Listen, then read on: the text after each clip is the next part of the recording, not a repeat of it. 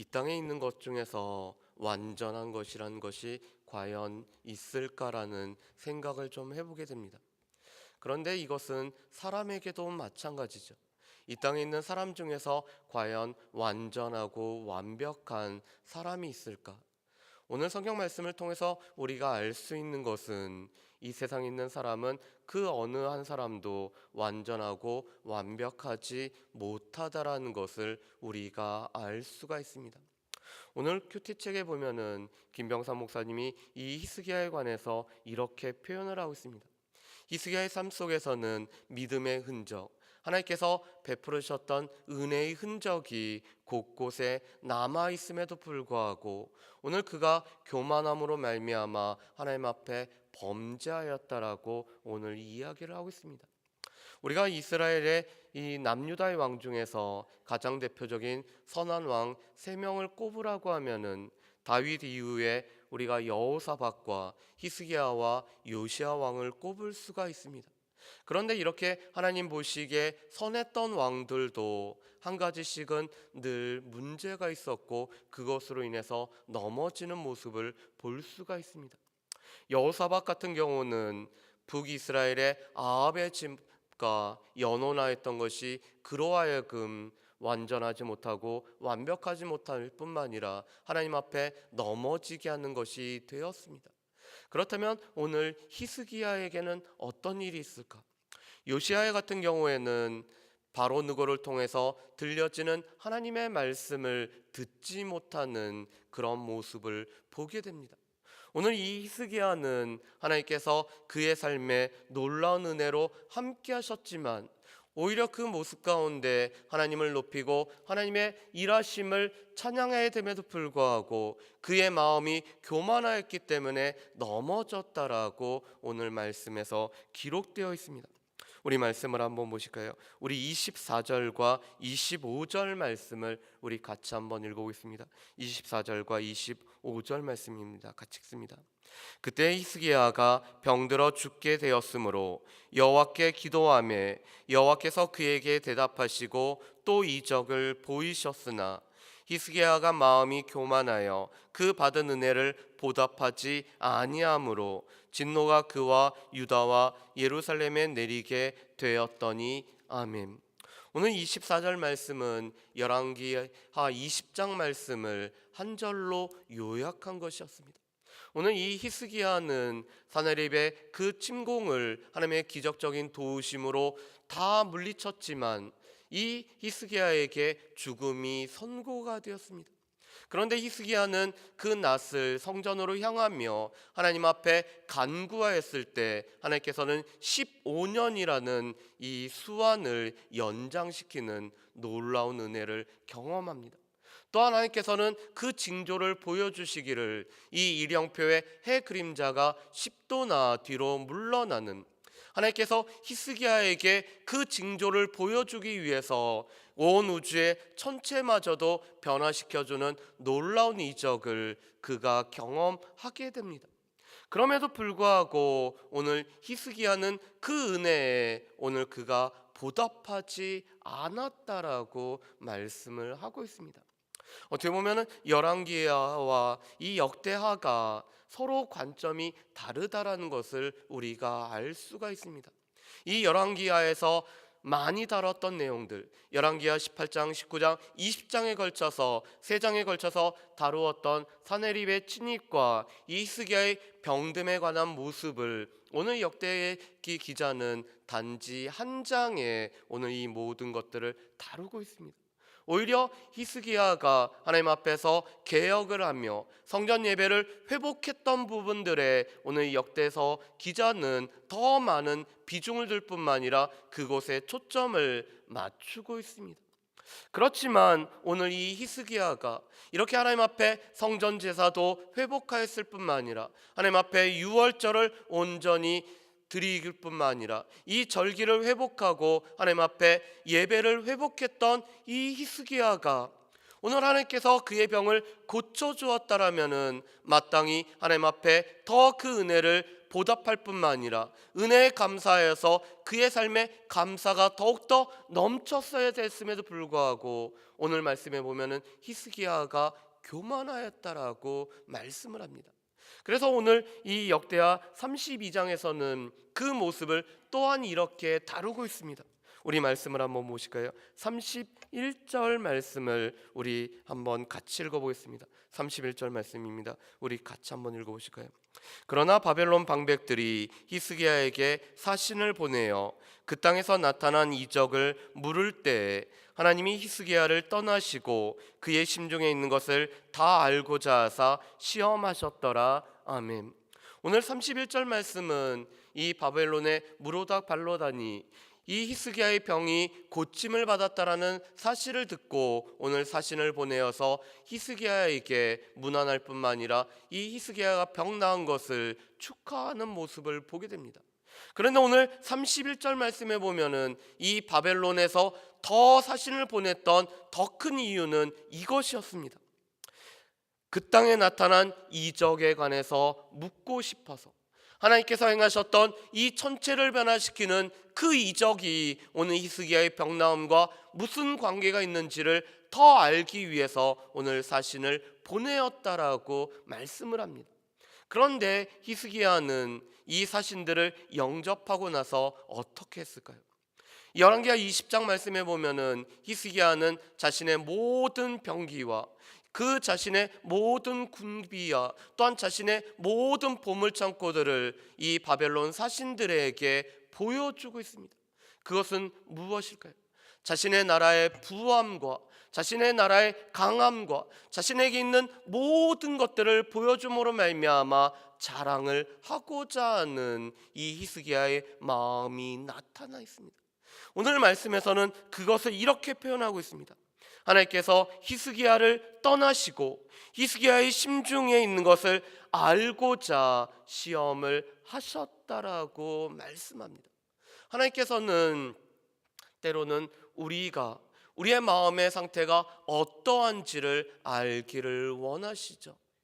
예수님이 마태복음 16장에도 보면은 빌립보 가이사랴에서 제자들에게 사람들이 나를 누구라 하느냐, 너희는 나를 누구냐 하느냐라고 물어보시는 것은 그들의 믿음의 정도, 그들의 고백의 정도, 그들이 예수님에 관해서 어떻게 알고 있는지 알기 위해서 예수님은 물어보고 계십니다.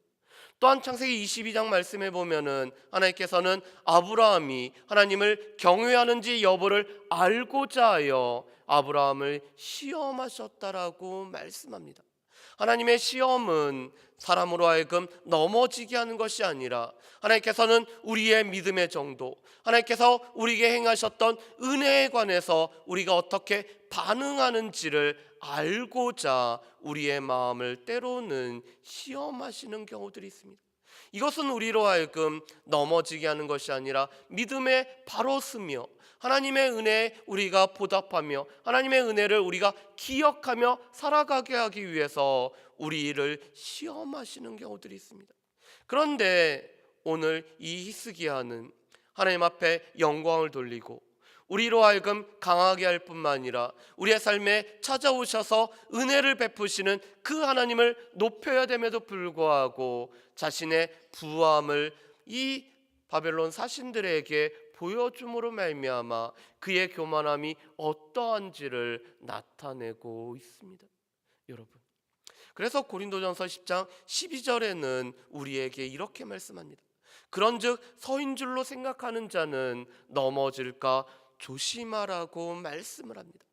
우리가 서 있다라고 생각할 때 우리 가운데 하나님의 은혜가 베풀어 주심으로 말미암아 우리의 삶에 형통하고 우리의 삶에 하나님께서 허락하신 것이 풍성할 때가 오히려 우리가 넘어질 수 있는 그런 시기이기 때문에 우리가 서 있는 줄 생각하면은 우리가 넘어질 거를 주의하고 조심하는 일들이 우리 가운데 필요하다라고 말씀을 하고 있습니다. 그럼에도 불구하고 오늘 이 히스기야는 하나님 앞에 그가 교만하였지만 선지자 이사야의 선포를 듣고 오늘 그가 곧 뉘우치는 모습을 우리가 26절 말씀에서 볼 수가 있습니다. 우리 26절 말씀을 우리 같이 한번 읽어보실까요? 26절 말씀입니다. 같이 읽습니다. 히스기야가 마음의 교만함을 뉘우치고 예루살렘 주민들도 그와 같이 하였으므로 여호와의 진노가 히스기야의 생전에는 그들에게 내리지 아니하니라. 아멘. 오늘 이 말씀은 열왕기하 20장 19절의 말씀입니다. 오늘 선지자 이사야를 통해서 하나님께서는 히스기야의 교만함에 관해서 말씀하시고, 또한 히스기야의 범죄로 말미암아 이 남유다에 이루어질 하나님의 심판에 관해서 선고를 하고 있습니다. 그런데 이 선고를 들은 히스기야 왕은 오늘 이사야 선지자의 그 입을 통한 하나님의 말씀을 인정할 뿐만 아니라 그가 뉘우치고 자신의 교만함을 오늘 뉘우치는 모습을 보게 됩니다. 그런 모습은 오늘 남유다 백성들에게도 영향을 미쳤기 때문에 예루살렘 사람들도 오늘 하나님 앞에 히스기야처럼 오늘 뉘우쳤고, 그 뉘우침으로 말미암아 심판이 연기가 되었음을 말씀을 하고 있습니다.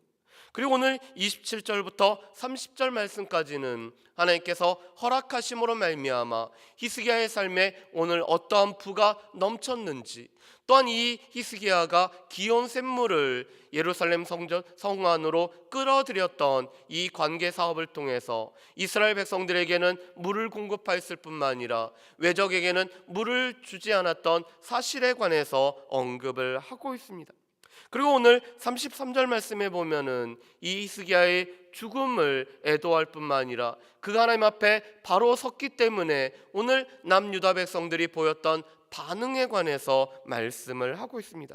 우리 33절 말씀을 우리 같이 한번 읽어보실까요? 33절 말씀입니다.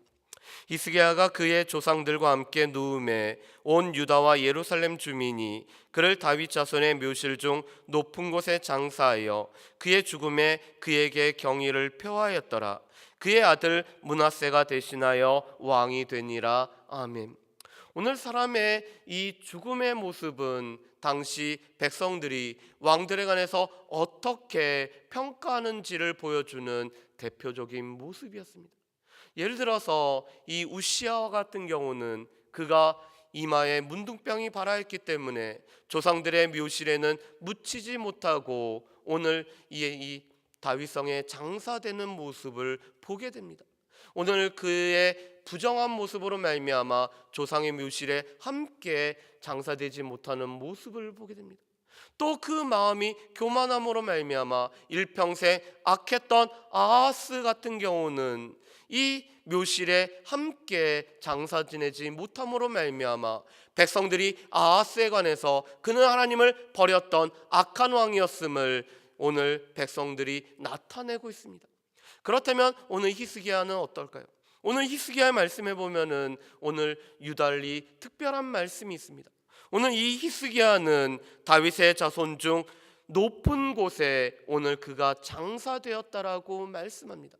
오늘 이 다윗의 그 후손의 묘실 가운데서 오늘 높은 곳에 매장이 되었다라는 것은 오늘 백성들이 그들을 히스기야를 존경하였기 때문에 이 히스기야에게는 특별한 곳에 매장하였음을 오늘 말씀을 하고 있습니다.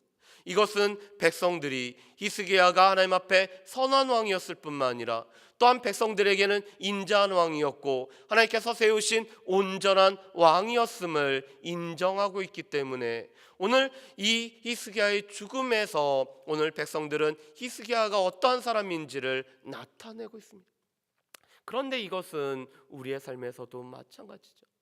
우리를 조문하는 사람들이, 우리가 하나님의 부르심을 받았을 때 우리를 조문하는 사람들은 우리가 어떠한 사람인지를 나타내고 있습니다. 양화진에 보면은 외국인 선교사의 묘지가 있습니다. 그런데 그곳에 보면은 우리나라를 위해서 애를 쓰셨던 많은 분들도 있고, 또한 믿음으로써 이 땅에서 3대에 걸쳐서 또한 주의 일을 감당했던 언더우드 가문 같은 이런 선교사의 가문들이 이렇게 매장이 되어 있는 경우들이 있습니다. 그런데 그 중에서 우리가 보통 알지 못하지만 이곳에서 이름도 없이 빛도 없이 사역을 감당했던 선교사의 묘가 몇 개가 있습니다. 그런데 그 중에서 한 선교사님의 묘비에는 이렇게 되어 있습니다. 하나님의 사람이 여기에 잠들다라는 묘비명이 있습니다. 그 어떤 그 묘비명보다 더 좋은 묘비일 것입니다. 그가 이 땅에서 무엇을 했는지, 그가 이 땅에서 어떤 일을 했는지보다도 그의 일평생의 삶은 하나님의 사람으로 살아왔기 때문에 하나님의 사람이 이곳에서 잠들어 있고 하나님께서 그를 깨우실 때는 그가 먼저 일어날 것을 나타내는 것이 그 묘비입니다. 그것은 그 당시의 사람들이 이 선교사님을 보면서 그의 삶은 하나님의 삶이었고 하나님의 사람으로서 일평생을 살아왔기 때문에 하나님의 사람이 여기에 잠들어 있다라고 그의 삶을 평가를 내리고 있습니다. 그렇기 때문에 우리의 삶의 평가도 우리가 하나님의 부르심을 받았을 때 우리에게 찾아오는 사람들을 통해서 우리의 평가가 나타날 것입니다. 그렇다면 오늘 말씀을 통해서 우리가 기억하고 또한 우리가 붙잡아야 될 것은 무엇일까요? 오늘 말씀 가운데 오늘 히스기야가 하나님 앞에서 그의 삶의 믿음의 흔적, 하나님께서 허락하신 은혜의 흔적이 있음에도 불구하고 그 은혜를 보답하지 않았다라는 것이 오늘 히스기야가 교만케 되었던 원인이었음을 우리가 알 수가 있습니다. 그렇다면 우리는 하나님께서 우리에게 허락하신 은혜를 우리가 경험할 때마다 우리는 그 하나님의 은혜를 우리 마음에 새길 뿐만 아니라 우리가 그 하나님의 은혜에 보답하면서 살아가고 있는지 우리 자신들을 살펴봐야 될 것입니다. 하나님께서 우리의 삶에 걸음걸음마다 은혜를 베풀어 주시고 하나님의 은혜가 아니면 살아갈 수가 없는 것이 우리의 삶이었는데, 그렇다면 우리는 그 하나님의 은혜에 보답하며 우리가 은혜에 반응하며 살아가고 있는지 우리 자신들을 우리가 분명히 살펴봐야 됩니다. 또한 우리가 오늘 말씀을 통해서 알 수 있는 것은 우리의 삶에 형통하였을 때, 우리의 삶에 하나님의 은혜가 베풀어졌을 때가 우리가 넘어질 수 있는 그런 시기인 것을 우리는 기억을 해야 됩니다. 왜냐하면 하나님께서 허락하신 것에 우리가 감사치 아니하고 그것이 나로 비롯되었다라고 내 중심이 되어버리면은 그 교만이 우리를 넘어지게 하기 때문에 우리의 삶에 형통할 때는 우리가 넘어지지는 않을지 우리가 주의하며 조심하는 일들이 우리 가운데 필요한 것을 볼 수가 있습니다. 바라기는 우리의 삶에서 하나님의 은혜를 경험하고 또 하나님의 은혜가 아니면은 살아갈 수 없음을 우리가 고백하고 있다라면은 하나님의 은혜에 보답하며 은혜에 반응하며 살아갈 수 있는, 또한 우리가 형통할 때 우리의 마음을 지킬 수 있는 저 여러분들 되시기를 주의 이름으로 축복합니다. 기도하겠습니다. 사랑하는 풍성하신 아버지 하나님, 하나님 앞에서 선하게 살아왔던 이 히스기야가 하나님의 은혜가 주어졌을 때 그 은혜에 보답하지 못함으로 말미암아 교만하여져서 넘어지는 모습을 보게 됩니다. 하나님, 혹시나 히스기야 같은 모습이 우리에게는 있지 않는지 우리 자신들을 살펴볼 수 있도록 주여 도와주시옵소서. 우리가 은혜 아니면 살아갈 수 없음을 늘 고백하면서도 하나님의 은혜에 우리가 감사치도 영화롭게 하지도 않는지, 혹시 우리가 하나님의 은혜에 우리가 보답하며 살아가지 않는지 우리 자신들을 살펴볼 수 있도록 도우시옵고, 우리는 하나님의 은혜를 알고 은혜를 기억하며 또 이 은혜에 감사하며 살아갈 수 있는 우리 모든 주의 백성들 될 수 있도록 주여 도와주시옵소서. 우리의 부의 원천이 되실 뿐만 아니라 우리의 삶에 형통케 하시는 분이 하나님이심을 기억하며 또한 그 하나님 앞에서 우리가 형통할 때 우리의 마음을 지켜서 서 있을 때 넘어지지 아니하도록 주의하고 조심할 수 있는 우리의 삶이 되기를 소망하오며, 또한 우리의 삶에 평가가 내려질 때가 있음을 우리가 또한 기억하며 살아갈 수 있도록 주여 도와주시옵소서. 감사드리오며 예수님의 이름으로 기도합니다. 아멘.